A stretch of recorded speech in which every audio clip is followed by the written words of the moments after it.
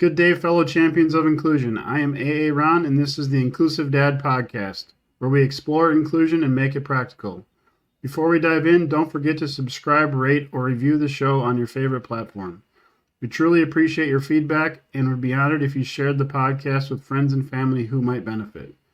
If you want to support us in our mission, please click on the link in the show description. Today, my guest is Maxwell Ivey. Welcome to the show. Well, thank you, Aaron. I appreciate you having me on the show, and I also appreciate you explaining the AA Ron because I've never heard of that show, so I would have been confused. Yeah, you're welcome. Yeah, it's a Key and Peele skit. I'm sure you can YouTube it, but the substitute teacher calls them by their wrong name, so it's pretty funny, and everybody, I mean, a lot of people have seen it, so I sometimes go to like Starbucks, what's your name? And I say Aaron, they're like, hey, Ron. I'm like, so you've seen the skit. So I just thought it'd be fun to introduce them. But yeah, actually, what you should do next time at Starbucks is you should put AA Ron on the cup and see what they do with it. There you go. I could try it that way too, yeah. Why don't you start us off by just telling me a little bit about yourself? Sure. I am a totally blind gentleman from Houston, Texas. I grew up in a family of carnival owners and was blessed to be able to do that a good chunk of my life. When my dad passed away, our carnival went out of business, so I had to find something else to do with myself. So I helped people sell their used rides and games on the internet. Okay. That was in 2007, and accessibility was pretty much non-existent at that time. If a blind person wanted to get a website online, they either had to teach themselves to code HTML and build it themselves, or they had to hire somebody and pay them lots of money. So I taught myself to code through the W3C school and did all the things that you would do for an online business. People said they were impressed by how I took on all those challenges, and they asked me to share more about being a blind entrepreneur. That led to another website as the Blind Blogger, which was a name people were using as shorthand because, as I'm sure you're aware, when you have a disability, you're usually the only one with a disability in any room you go to, and you become that person. So I became the Blind Blogger. And since then, I've written 4 books, traveled the country solo, been on hundreds of podcasts, eventually started my own podcast called What's Your Excuse? I'm just now launched a second one called The Accessibility Advantage because I want to do like you are. I want to encourage more people to be inclusive by showing them the positive benefits as opposed to hammering on compliance and threats of legal action all the darn time. And about 3 years ago, I was hired by AudioEye to become a contributing writer to their blog, then later site reviewer, and now also a part-time host of one of their podcasts. And over the last few years, I've faced my fear of singing in public, written some of my own songs, and I generally sing during public speaking events or podcasting interviews. And so that's like the shortest version I can do about who Max is. So when do you sleep? Sounds like you don't have time for sleep. Well, funny you should mention that. There was a basketball player in the 80s and 90s named Erwin Floyd, and they said he always looked like he had just woke up for a nap, so they called him Sleepy. And in my family, there's this general impression for some reason that I am sleeping all the time when I, like you say, I love the joke. That's great. But basically, I don't do all of those things on every day. So.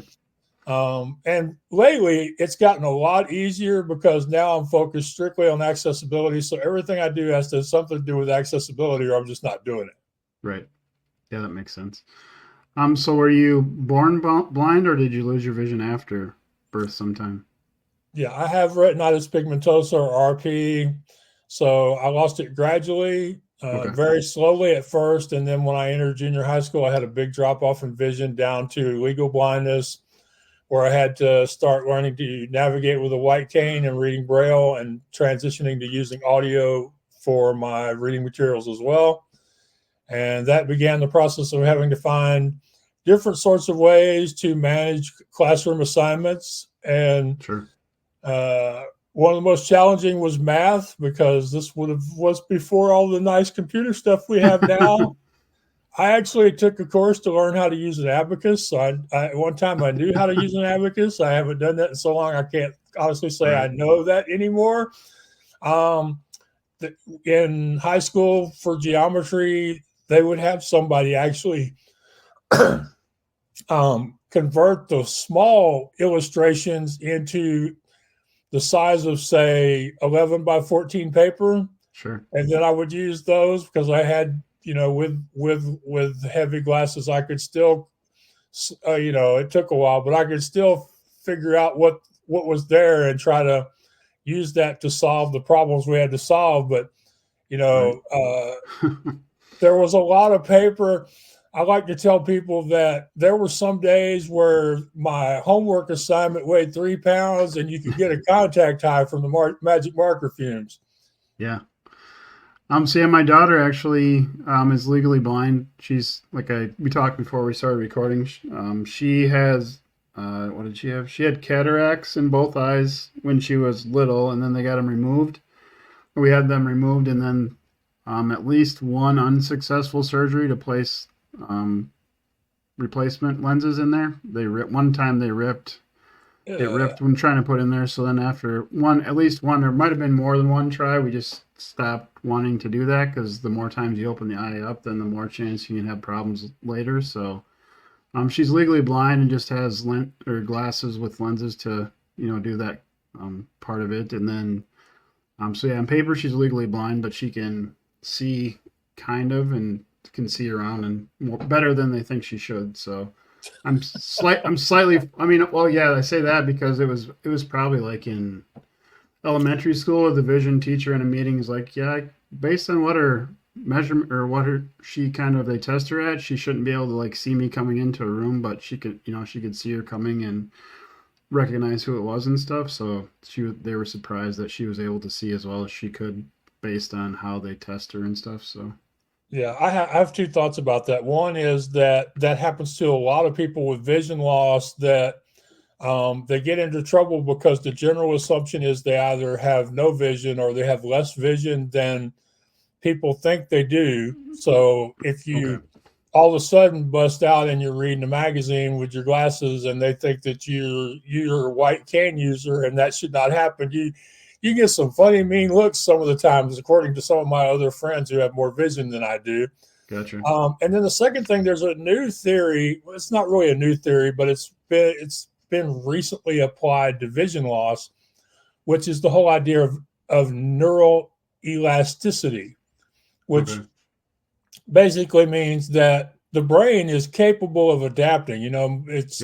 It's generally seen more and understood more in stroke patients and people who have brain injuries due to heart incidents, but they're finding it also applies to vision, and that the brain can either bring more computing power to the limited vision, or if the vision is so bad that the brain is not getting input from your eyes at the level it feels like it should, it'll then retask that human computing power towards hearing, taste, smell, and touch.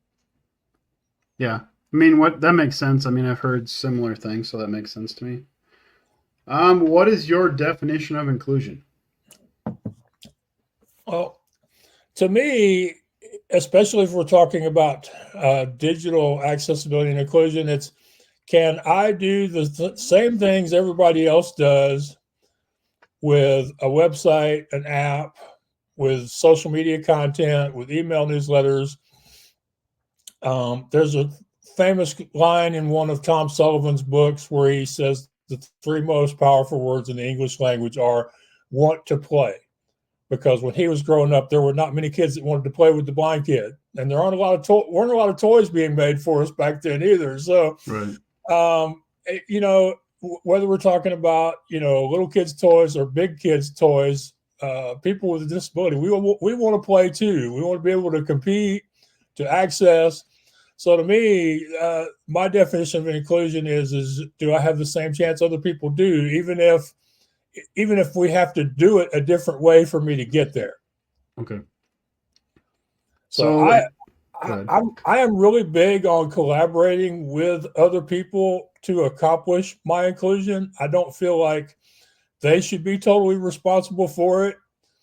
I don't feel like I should be totally responsible for it. I've had friends who have told me that when they had issues, especially with government agencies or law enforcement, they were told, that's your problem to figure out how you handle a particular challenge. So I don't feel like it's their sole responsibility or mine. I believe we have to collaborate between the business owners, the developers, the government regulators, the individuals with a disability, the people like you who care about those with a disability, and all the available technology, and put that all together to achieve as close to inclusion as we possibly can. Yeah. I love that, how you're not like pushing it out on somebody else. You still have some responsibility in it as well. I like that, working together to make it better. That's awesome.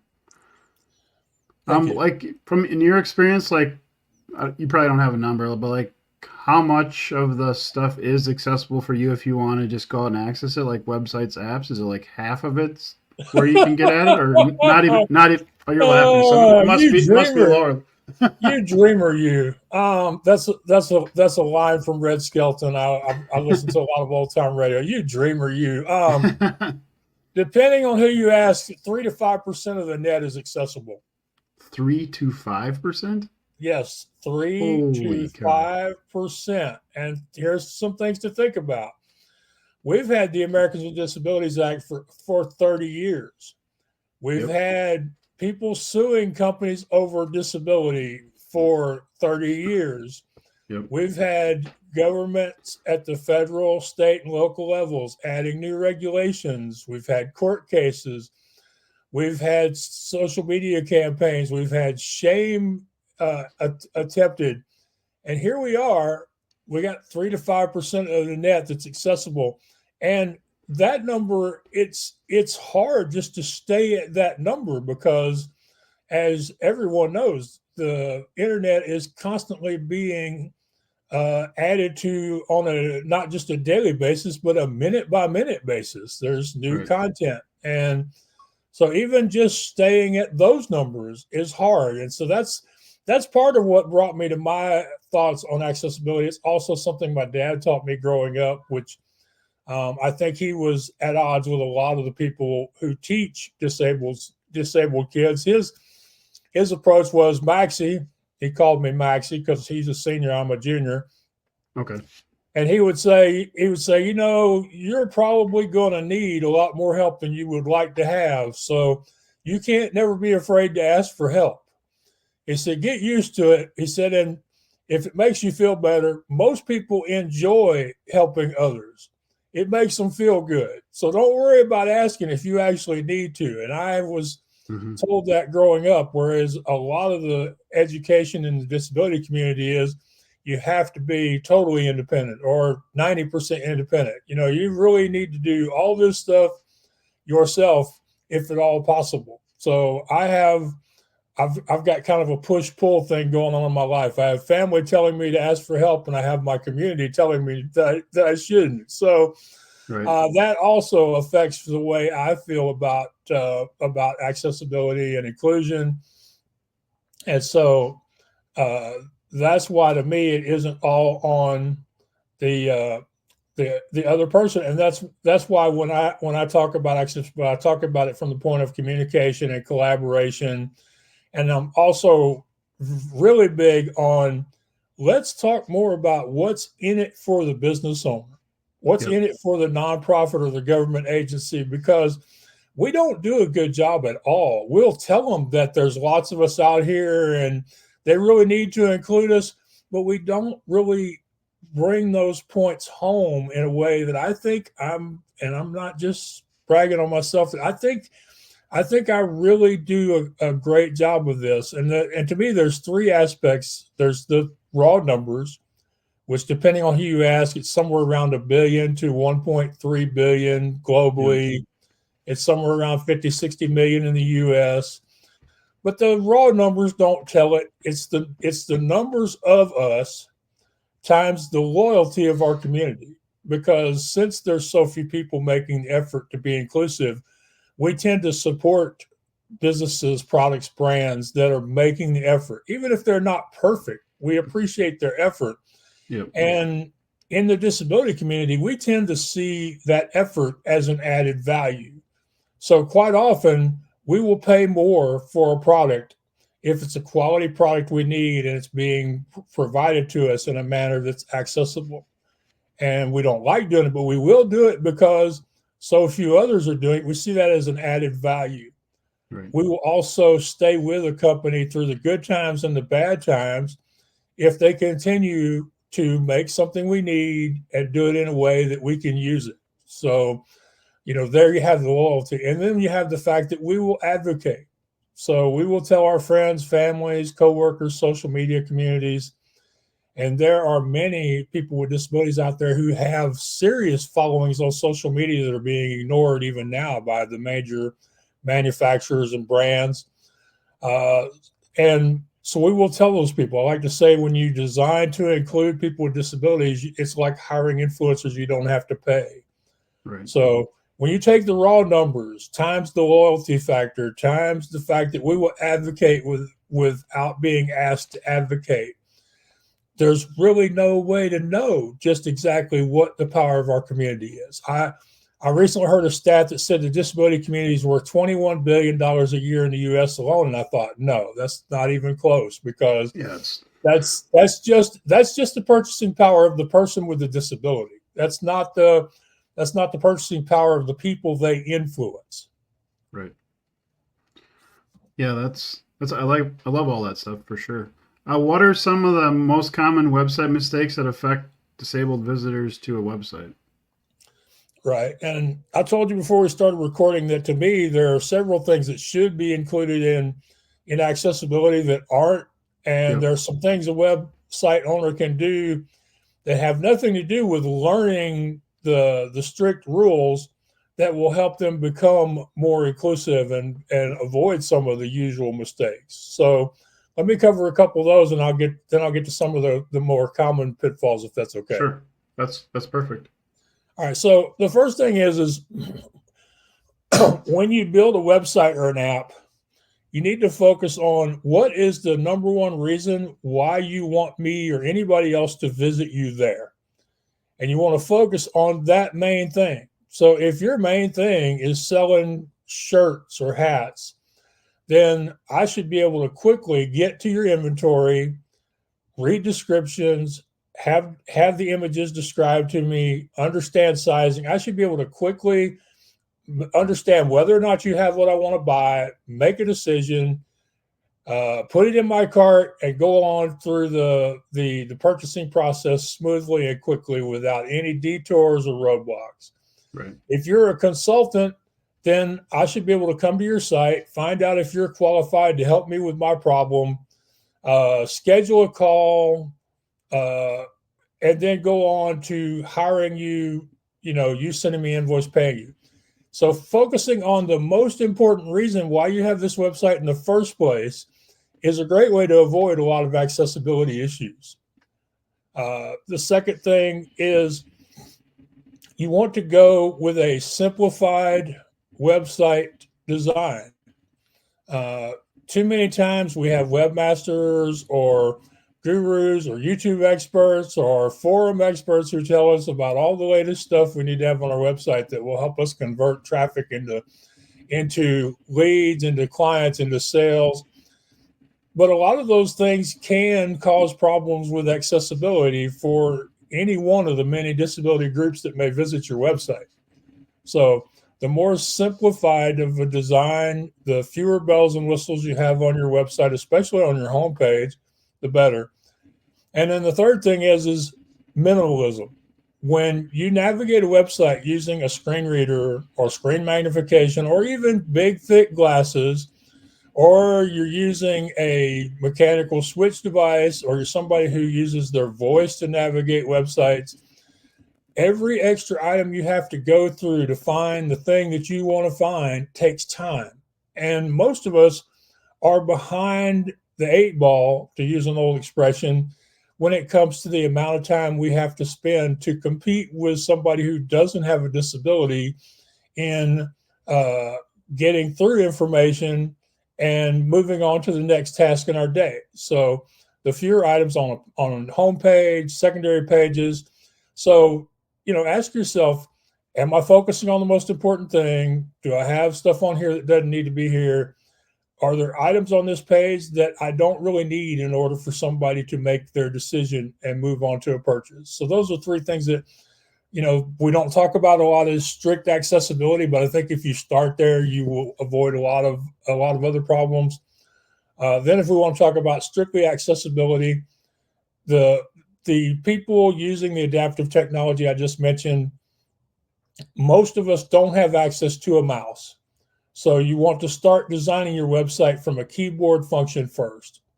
Okay. A lot of people design websites as if people are going to use the hover feature, the swipe, the trackpad, the mouse pad, and we can't do that. So starting by designing from a keyboard first and then expanding into the ways all the other people would navigate a website or an app is a very important technical thing. It's the one thing that I would say the fewest people know about every time I talk about accessibility. I'm surprised.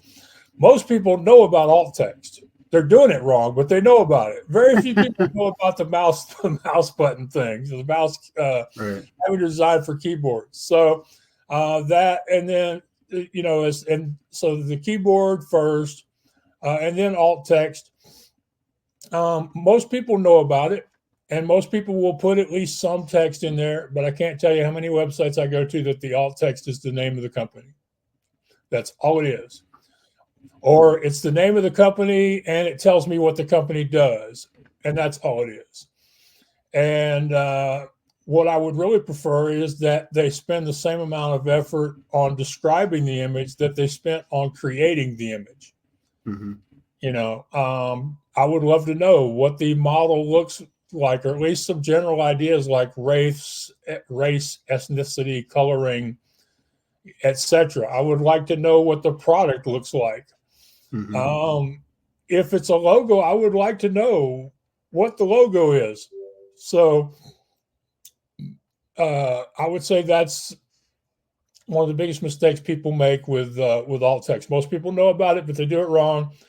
And then, as we discussed before we started recording, a lot of people are starting to ignore the alt text again because they feel like the artificial intelligence is going to take care of that for them. And the truth is the AI is doing a better job than we expected it to so far in describing images, but it's not something you can depend on at this time.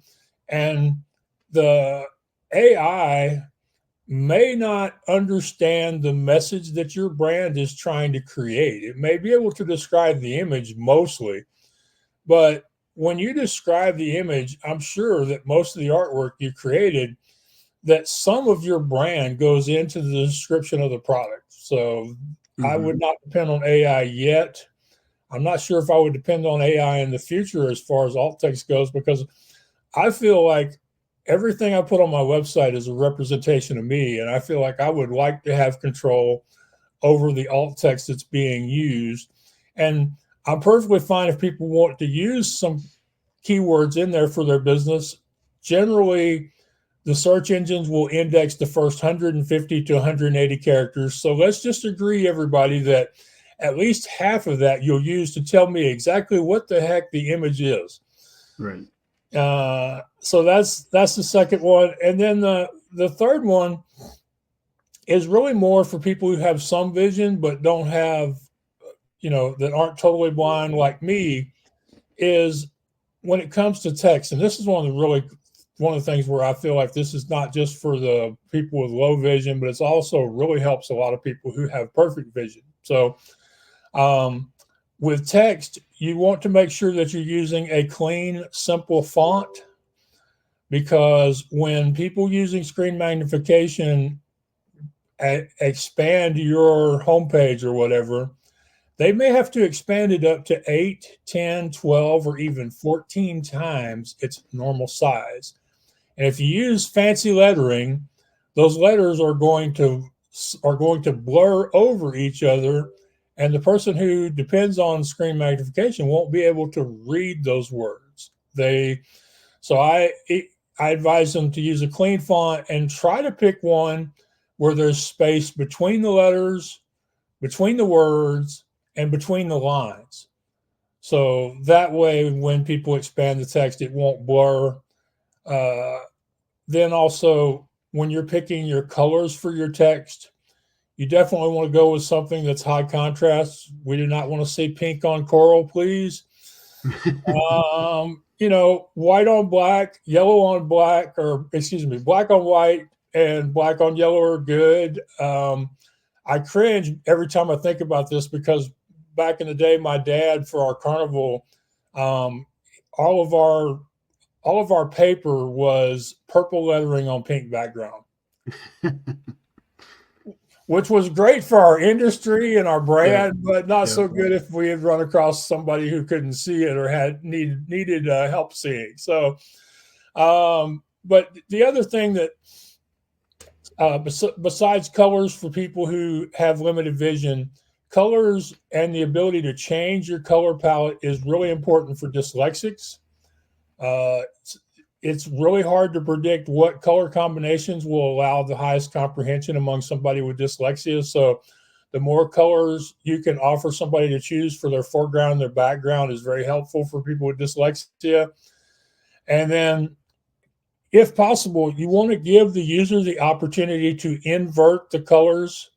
So instead of black on white, you'll have white on black, because that provides a higher contrast level. It puts less strain on the eyes, whether we're talking somebody with limited vision or perfect vision. But the really cool thing, you know how we both know that alt text is indexed by the search engines. The really cool thing about inverting text colors is it makes it easier for people to see your website on mobile devices when they're in very low light or very bright light. So this is one of those things where your text color choices not only help somebody with less than perfect vision, they help all those people with perfect vision who are out there visiting your website on their phones or tablets. Yeah.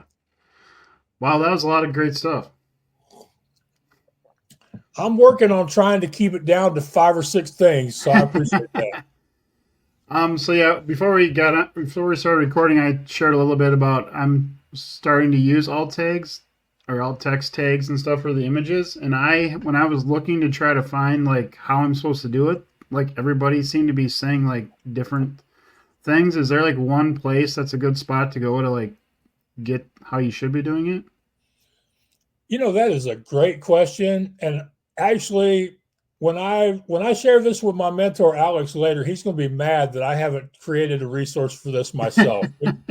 Because as far as I know, there is not like there isn't like a lot of other things in accessibility where you can go and you can look at the W3C or you can look at IAAP and read what it says or the ideal instructions for creating alt text. So as far as I know, you're correct. There is not currently a resource anywhere that says this is the definitive rules for creating alt text. And but now you've got me thinking I need to create one, and